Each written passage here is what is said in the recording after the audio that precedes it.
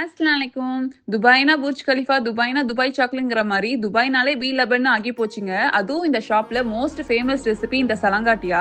இதோட original recipe நான் சொல்லி தரேன். எப்படி செய்யுதுன்னு பார்ப்போமா? அதுக்கு ஃபர்ஸ்ட் வெண்ணிலா ஸ்பஞ்ச் கேக் வேணும். அதுக்கு ஒரு 2 முட்டைய நல்லா பீட் பண்ணணும். நான் ஸ்டாண்ட் மிக்ஸர் யூஸ் பண்றேன். உங்ககிட்ட எலக்ட்ரிக் பீட்டர் இருந்தா அதையே யூஸ் பண்ணுங்க. ஓரளவு பீட் ஆன உடனே சுகர் சேர்க்கணும். நான் ஸ்ப்ளிட் பண்ணி ஆட் பண்றேன். அப்பதான் ஈவனா பீட் ஆகி வரும். எக்கோட கலர் நல்லா சேஞ்ச் ஆகி வர வரைக்கும் பீட் பண்ணி எடுத்துப்போம். இப்போ வெண்ணிலா எசன்ஸ் ஆயில் ஆட் பண்ணி ஜென்டலா மிக்ஸ் பண்ணி எடுத்துக்கலாம். இப்போ ட்ரை இன்கிரீடியன்ஸ் ஆட் பண்ணி ஜென்டலா கட் அண்ட் ஃபோல்ட் பண்ணி மிக்ஸ் பண்ணணும். இப்போ ஒரு பேக்கிங் ட்ரேல போர் பண்ணி ஓவன்ல 15 மினிட்ஸ் பேக் பண்ணி எடுத்து வச்சுக்கலாம். இப்போ நெக்ஸ்ட் ஸ்டெப் கஸ்டர்ட் ரெடி பண்ணணும். இது கார்ன்ஃபிளவர் பேஸ்ல தான் இருக்கும். 2 ஸ்பூன் கார்ன்ஃபிளவர்ல கொஞ்சம் மில்க் ஆட் பண்ணி லம்ஸ் எதுவும் இல்லாம நல்லா மிக்ஸ் பண்ணி எடுத்து வச்சுக்கலாம். இப்போ ஒரு பேன் எடுத்துக்கிறேன். லோ ஃப்ளேம்ல மில்க் ஆட் பண்ணி சுகர் ஆட் பண்ணி நல்லா மிக்ஸ் பண்ணிக்கோங்க. இப்போ ஃப்ரெஷ் கிரீம் ஆட் பண்ணி மிக்ஸ் பண்ணிப்போம்.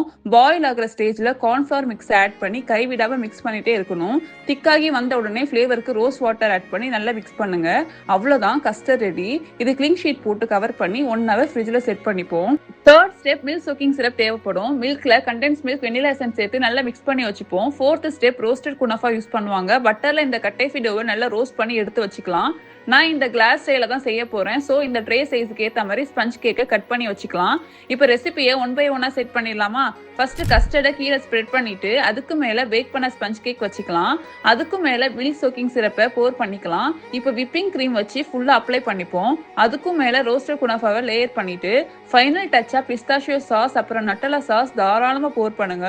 நான் ஸ்பில் பண்ணி டெக்கர் பண்ணிக்கிறேன். எக்ஸ்ட்ரா கிரன்ச்சுக்கு பிஸ்தாஷியோ சேர்த்துக்கிறேன். பார்க்கவே செம்மையா இருக்குல்ல?